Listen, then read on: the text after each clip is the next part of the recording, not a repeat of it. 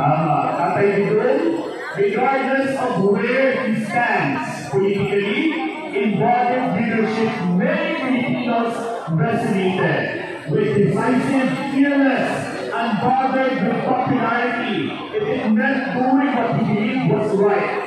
We may debate his politics, we cannot debate his impact. To unjustly deny him his freedom is to deny history, to avoid the legacy of leadership itself. That is why today, here in Davao City, and in every corner where this movement leads, we cry out with unified voices, "Free Duterte now!" This is not mere support, this is a moral stance. Yeah, the strength of a nation is measured not by its wealth, but by the integrity of its people. And today we are reminded the world, Filipinos do not forget their own. Filipinos stand by those who stood for them. As the heart of this movement beats loudly from the streets of Manila to The Hague, we stand shoulder to shoulder because this is not one man's fight, this is our fight.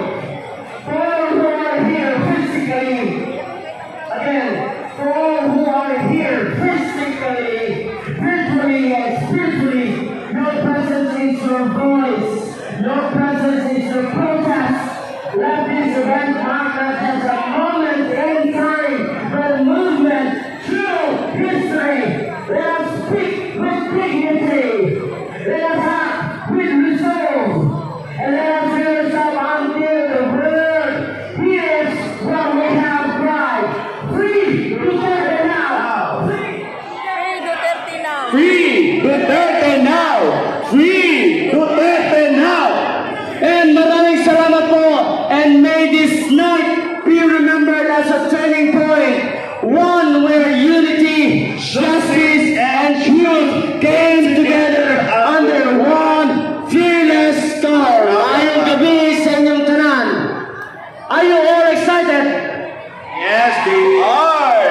I can feel the energy, partner RJ, that they are all excited. Medyo taas-taas lang yung kayo ba ato dito. But karon, let's go ahead and call in to give us a song number. Let's give it up for Love sa Tour of SK Bukana. Alright, again, Love sa Tour of Bukana. Wow, hello ma'am. Ngayong gabi po sa iyong tanan. Para po kay Tatay Digong unta makabot sa iya ang atong pagigugma. Grabe, kung pwede lang mahilang karon, lambi idyot ihulang. Para sa 76-8, Kapitan Robert Ulan-Ulan, og sa inyong tanan.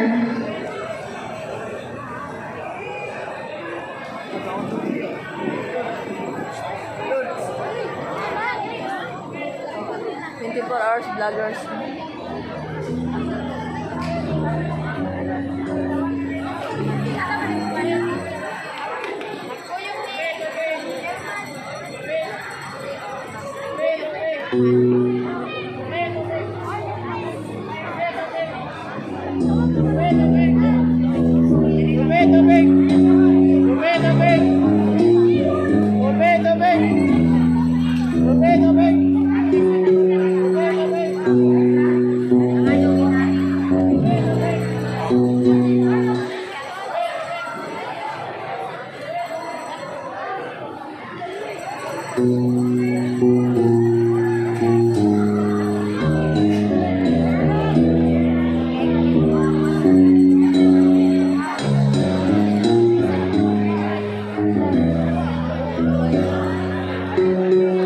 Pasensya na po ang ikulbaan, jugog maayo ay sana'y hindi ko makol.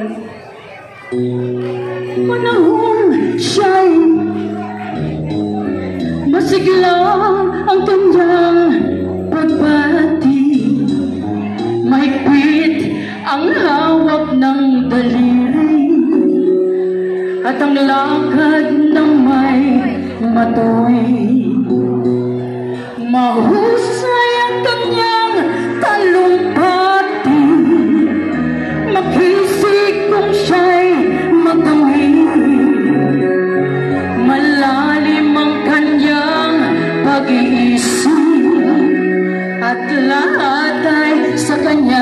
nakatitig.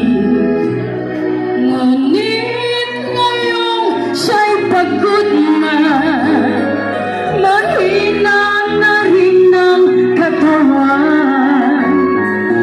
Nagmamasdan na lamang ang bintana, ang unti-unting pagdaloy ng ulan.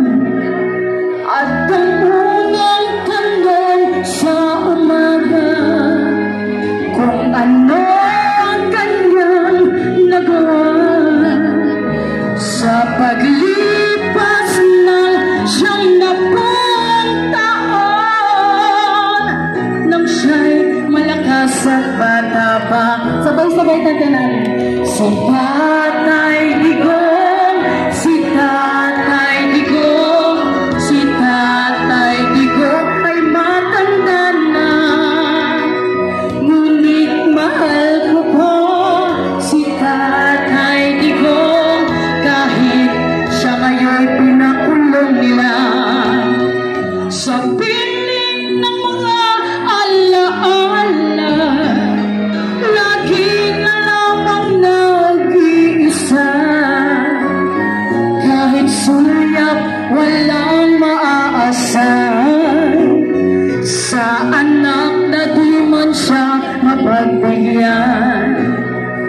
At ang unang tanong sa umaga, kung mayroon pa siyang pagkikisnan, naliwanag na nalalapit buhay. Ngayon siya'y matanda at pagod na. Si Tatay Digong, si Tatay Digong, si Tatay Digong ay matanda na. Ngunit mahal ko pa si Tatay Digong, kahit siya ngayon'y pinakulong na. Sa dilim ng kanyang pag-aasa, maghapon na lang nakabantay. Kung kanyang matatanaw pa ang hiwaga nang hindi malimot niyang nakaraan. At ang diwa ng kahapon di na matagpuan. At ang sinag ng umaga, dinaanan ng ulan. At ang hirap ng nasa puso, di na mapapantayan. Kung maari lang, daywanan na ang dusa. Si Tatay Digong, si Tatay Digong, si Tatay Digong ay matanda na. Ngunit mahal ko pa si Tatay Digong, kahit siya'y pinakulong na. Tatay, we love you! Daghang salamat sa paggabay sa kuha karong gabi una. Thank you! Thank you so much, and huwag na natin patagalin.